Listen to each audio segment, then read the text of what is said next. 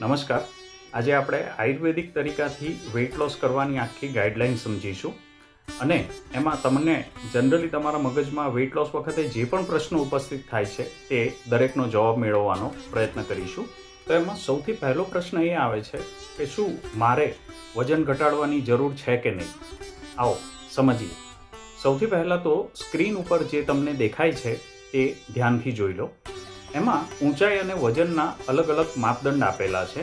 તમારી ઊંચાઈ માપી લો અને સ્ક્રીનમાં તમારી ઊંચાઈની સામે જે પણ વજન દેખાય છે એ નોર્મલ વેઇટ રેન્જમાં તમારું વજન ક્યાં બેસે છે તે જોઈ લો.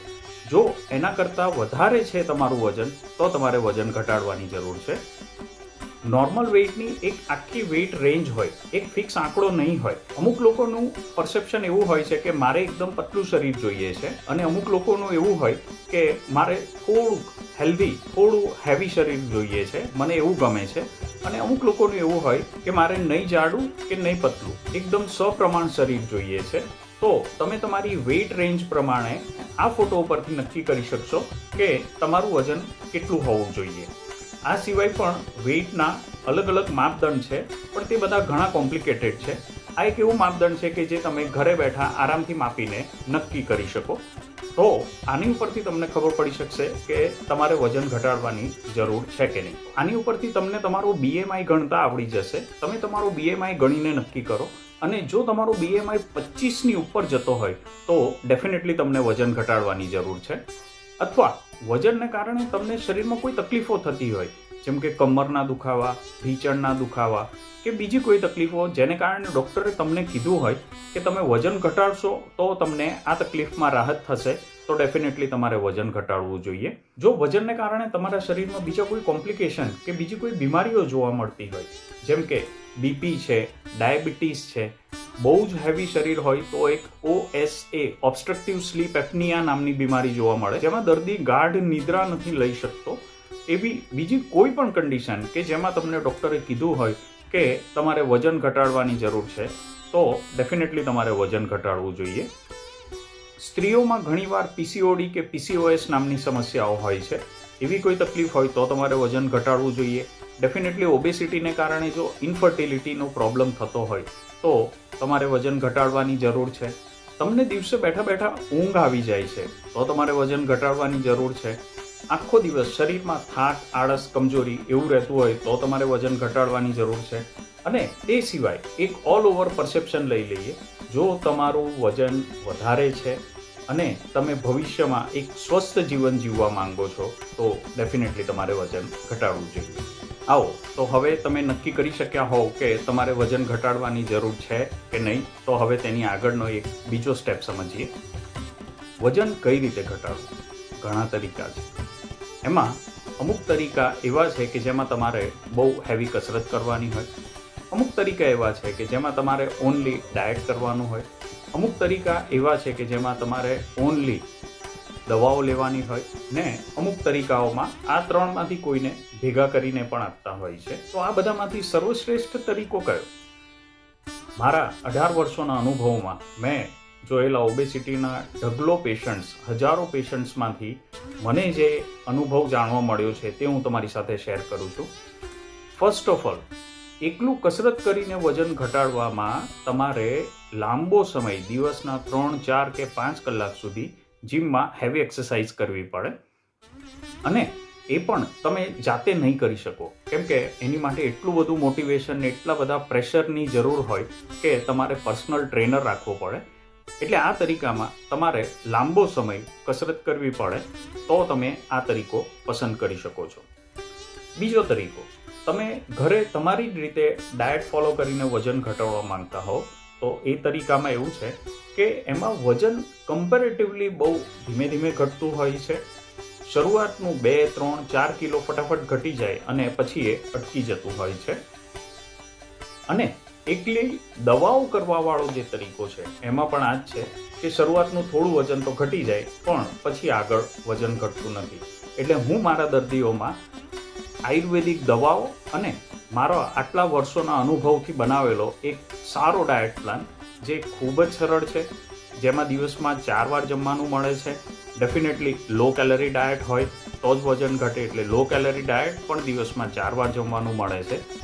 આ તરીકાથી જે વજન ઘટે એમાં સતત દર્દીનું વજન ઘટતું રહેતું હોય છે અને દર્દી પોતાના ડિઝાયર્ડ ટાર્ગેટ સુધી પહોંચી શકતો હોય છે. હવે આયુર્વેદિક દવાઓનું નામ આવે એટલે ઘણા બધા લોકોના મગજમાં સીધો એક જ પ્રશ્ન આવે કે શું મારે ઉકાળા પીવા પડશે, શું મારે ચૂરણ લેવા પડશે? ના, એવું નથી. ઉકાળા અને ચૂરણ એક ઓપ્શન છે, એની કોઈ ના નથી. પરંતુ જો તમે ના પાડશો કે હું ચૂરણ કે ઉકાળા નહીં લઈ શકીશ તો ડેફિનેટલી એના બીજા ઓપ્શન્સ અવેલેબલ છે અને તમારી દવાઓની વ્યવસ્થા એ રીતે કરવામાં આવશે કે તમારે ભાગે ઉકાળા અને ચૂરણ નહીં આવે.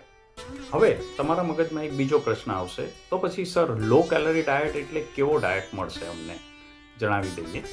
લો કેલરી ડાયટમાં એવું હશે કે તમને સવારમાં વેજીટેબલ જ્યુસ, સૂપ કે સલાડ મળશે, જેનાથી નહીં છૂટે એની માટે સવારમાં ચા, દૂધ, કોફી, ગ્રીન ટી અથવા બ્લેક કોફી મળી જશે. સાથે સવારમાં એકવાર ખાખરો મળશે અથવા નાળિયેર પાણી મળશે. પછી બપોરે 1 વાડકી બાફેલા મગ મળશે. સાંજે 3 થી 5ના ગાળામાં તમને ફળ, મમરા કે ધાણી અથવા 1 નાળિયેર પાણી મળશે.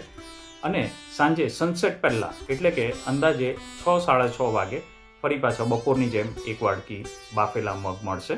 આ ડાયટ પ્લાન 10 દિવસ સુધી ફોલો કરવાનો રહેશે અને 10 દિવસ પછી જે 2 સમયે મગ હતા એની બદલે 1 વાડકી રસાવાળા મગ અને અડધી વાડકી ભાત મળી જશે. આ ડાયટ પ્લાન 20 દિવસ સુધી ચાલશે. પરંતુ વજન ઘટાડવા સાથે જો તમારા બીજા કોઈ સ્પેશિયલ ટાર્ગેટ હોય, જેમ કે તમારે બોડી ડિટોક્સિફાઈ કરવું છે, તો બોડી ડિટોક્સિફાઈ કરવા માટે તમારે આ દરમિયાન ખાંડનો ઉપયોગ સદંતર બંધ કરી દેવાનો છે. એને કારણે તમારું બોડી કમ્પ્લીટલી ડિટોક્સિફાઈ થશે અને તમારી સ્કિન ઉપર એક ઇન્ટરનલ ગ્લો જોવા મળશે જે બીજી કોઈ વસ્તુથી જોવા નહીં મળે. ફરી પાછું આ વસ્તુ બહુ ધ્યાનથી સમજજો. બોડીને ડિટોક્સિફાઈ કરવા માટે કોઈ પણ અલગ વસ્તુઓ લેવાની કે ખાવાની જરૂર નથી, પરંતુ અમુક વસ્તુઓ શરીરમાં નાખવાનું બંધ કરી દેવાની જરૂર છે. એટલે ડિટોક્સિફિકેશન માટે કોઈ પણ પ્રોડક્ટ્સ તરફ નહીં જતા, ડિટોક્સિફિકેશન માટે અમુક વસ્તુઓ ખાવાની બંધ કરી દેજો, એ વધારે યોગ્ય રહેશે. અને જો તમને એવું થતું હોય કે સર મારે વજન ઘટાડવાની ખૂબ ઉતાવળ છે, તો એ પરિસ્થિતિમાં તમે ડાયટ પ્લાન નંબર 1 કરી શકો એટલો લાંબો ટાઈમ સુધી કન્ટિન્યુ કરવો જોઈએ. હું કહીશ મેક્સિમમ 1 મહિનો, એના પછી નહીં. એના પછી તમારે ડાયટ પ્લાન નંબર 2 ઉપર સ્વિચ ઓવર કરી જ લેવું જોઈએ.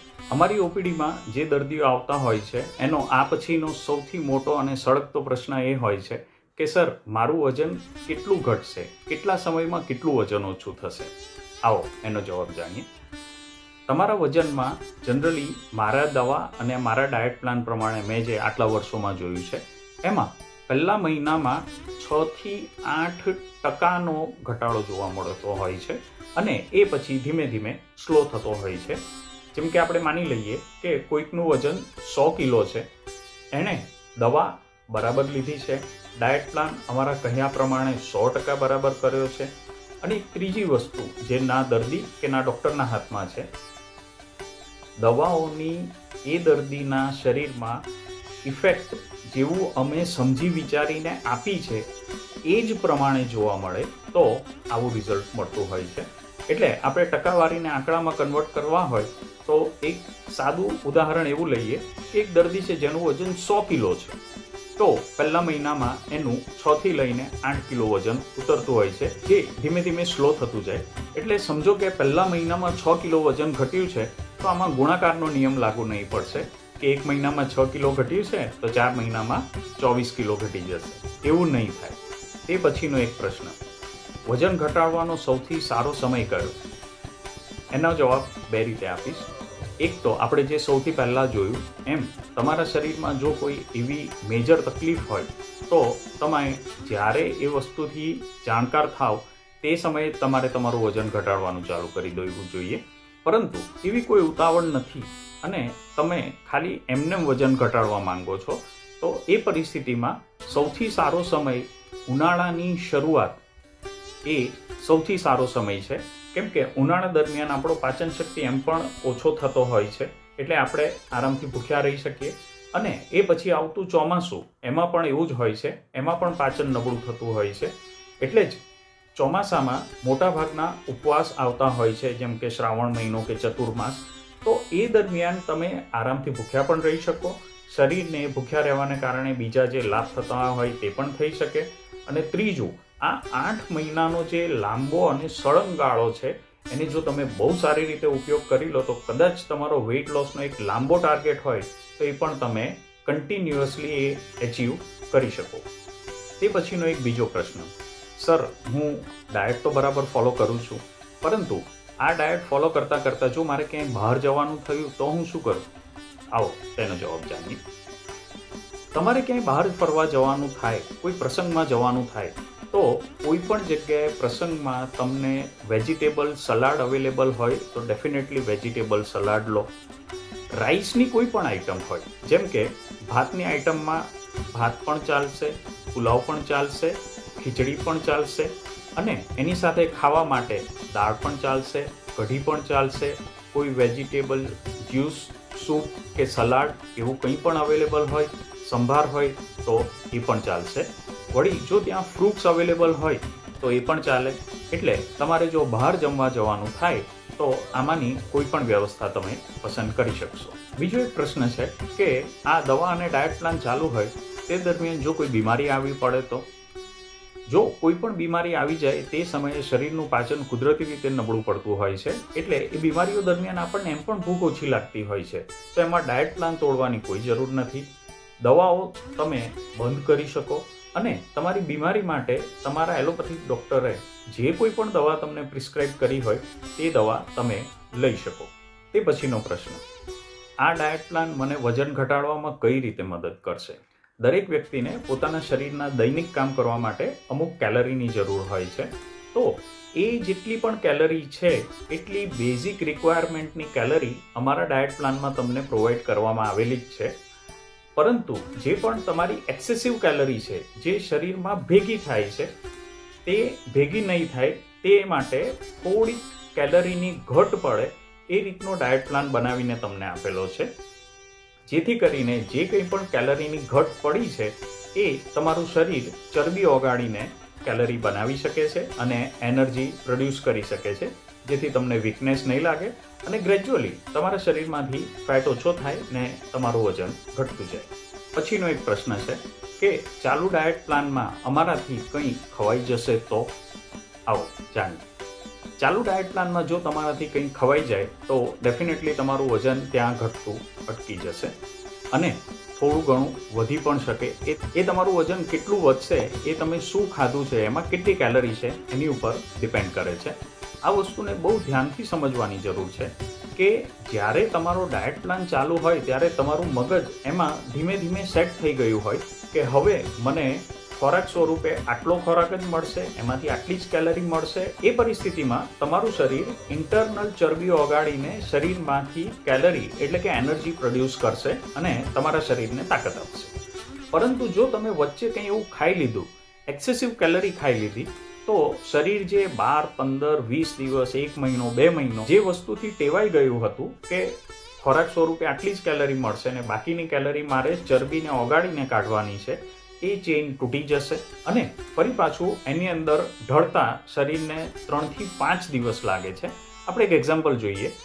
મારી પાસે એક ફિમેલ પેશન્ટ આવેલું હતું, નવરાત્રિનો સમયગાળો હતો અને એમનું વજન સારી રીતે ઘટતું હતું.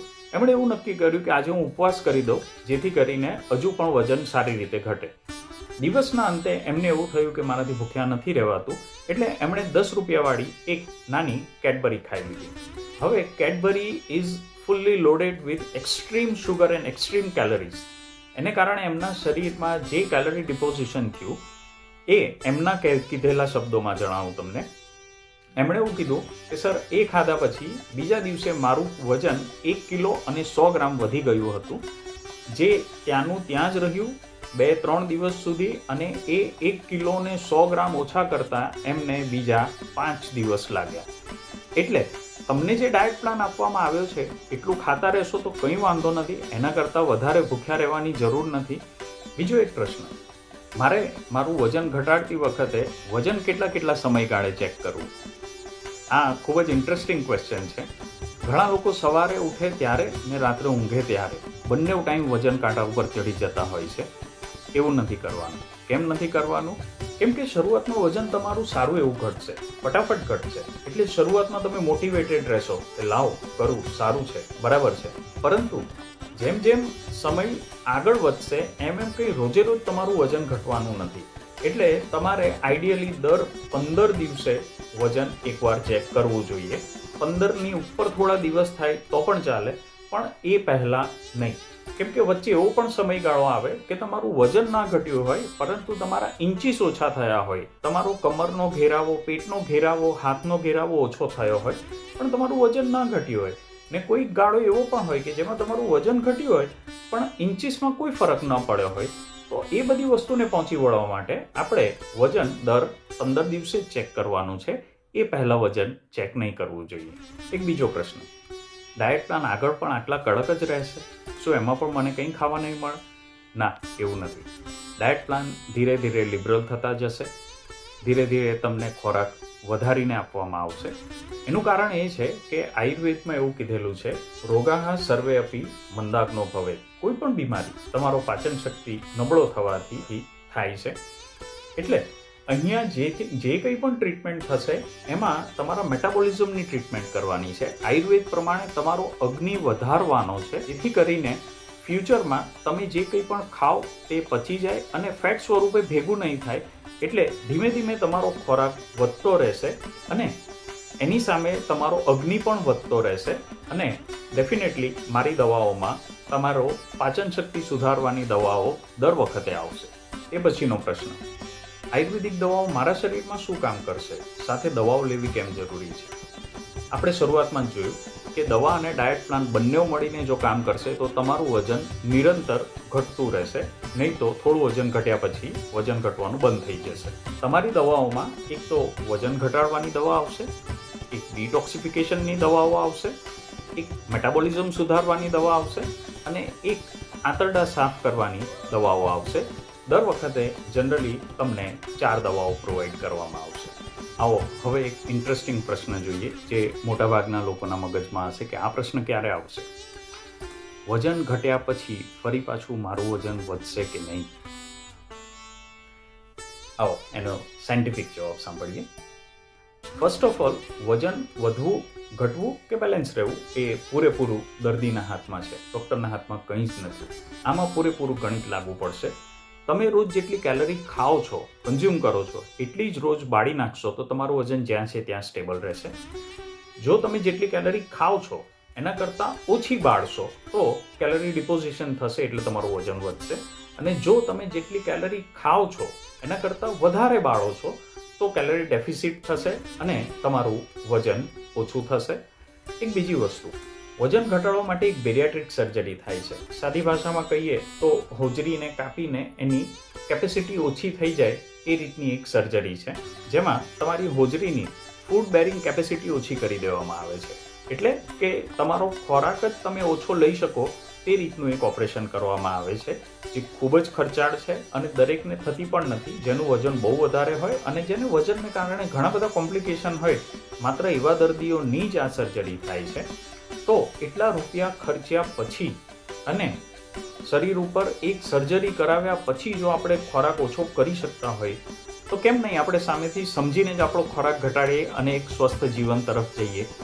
બીજું, રિસર્ચ આંકડાઓ એવું કહે છે, જે તમે સ્ક્રીન ઉપર જોઈ શકો, કે 30થી 50% દર્દીઓ જેમની બેરિયાટ્રિક સર્જરી થાય છે એમનું વજન પાછું વધવા માંડે છે. એટલે ફરી પાછું તમારું વજન વધે કે નહીં વધે એ પ્યોરલી તમારા જ હાથમાં છે, ડૉક્ટરના હાથમાં કંઈ જ નથી. હા, અમે તમને મદદ કરી શકીએ. તમે કોઈ પણ વખતે વજન ઘટાડવાનું બંધ કરવા પહેલાં અમારો સંપર્ક જરૂરથી કરો. અમે તમને શું ખોરાક લેવો, શું ન લેવો એની પૂરી ગાઈડલાઈન આપીશું અને જરૂર પડશે તો અમુક એવી દવાઓ પણ આપીશું જે મૂળ દવાઓ કરતાં ઓછી હશે અને તમારું વજન મેન્ટેન કરવામાં તમને મદદ કરશે. બીજું કે તમે લાંબા ટાઈમ સુધી ભૂખ્યા રહીને આ દવાઓ લઈને તમારું વજન ઘટાડ્યું છે તો ડેફિનેટલી તમારા મગજમાં 2 કિલોગ્રામનું એક એલાર્મ સેટ કરો અને સમજો કે તમે તમારું વજન ઘટાડીને 60 કિલો કર્યું છે તો જેવું તમારું વજન 62 કિલોને ક્રોસ કરે તમારા મગજમાં એક એલાર્મ ક્લિક થવું જોઈએ અને તમારે તરત જ ડૉક્ટરનો સંપર્ક કરવો જોઈએ, અથવા તમને આગળ આપેલા ડાયટ પ્લાનમાંથી કોઈ પણ એક ડાયટ પ્લાન ફોલો કરીને ફરી પાછું એને નોર્મલ રેન્જમાં લાવવાનો પ્રયત્ન કરવો જોઈએ. જ્યારે તમે તમારું વજન ઘટાડ્યા પછી એને એ જ રેન્જમાં લાંબો સમય સુધી એટલે લગભગ 1 વર્ષ સુધી રાખશો, ત્યારે શરીરને સમજાઈ જશે કે આટલી ચરબી સાથે ચાલી શકે એમ છે, એટલે શરીર નવી ચરબી ભેગી નહીં કરશે. આમ ખરેખર આપણા શરીરમાં ચરબી એ સંકટ સમયની સાંકળ છે. કોઈ વખતે જો આપણને ખોરાક ન મળે, એવી કોઈ વિષમ પરિસ્થિતિઓ આવી જાય, ત્યારે એ જ ચરબી ઓગાળીને શરીર તાકાત બનાવતું હોય છે. પરંતુ જ્યારે આપણે વેઇટ લોસ કરીએ ત્યારે શરીર એને એક ખરાબ પરિસ્થિતિ સમજીને ચરબી ઓગાળીને શરીરને એનર્જી આપી દે છે. પરંતુ જેવો સારો સમય આવે ત્યારે શરીર ફરી પાછો ખરાબ સમયને પહોંચી વળવા માટે નવી ચરબી ભેગી કરવા માંડે છે. પણ જો તમે એને વર્ષ સુધી સાચવી રાખશો તો શરીરને સમજાઈ જશે કે આ જેટલી છે એટલી ચરબી સાથે પણ ચાલી શકે એમ છે. પછી તમારું વજન ફરીથી બહુ ઝડપી નહીં વધે. બીજું, તમારી દવાઓએ તમારું મેટાબોલિઝમ ઘણું સુધારી દીધું હશે, એને કારણે પણ થોડોક તમને એક્સ્ટ્રા સપોર્ટ મળી રહેશે. અને હવે જોઈએ એક છેલ્લો પ્રશ્ન, મારે વજન ઘટાડવાનું બંધ કર્યા પછી શું કરવું? સૌથી પહેલાં વજન ઘટાડવાનું બંધ કરતી વખતે ડૉક્ટરનો સંપર્ક જરૂરથી કરો.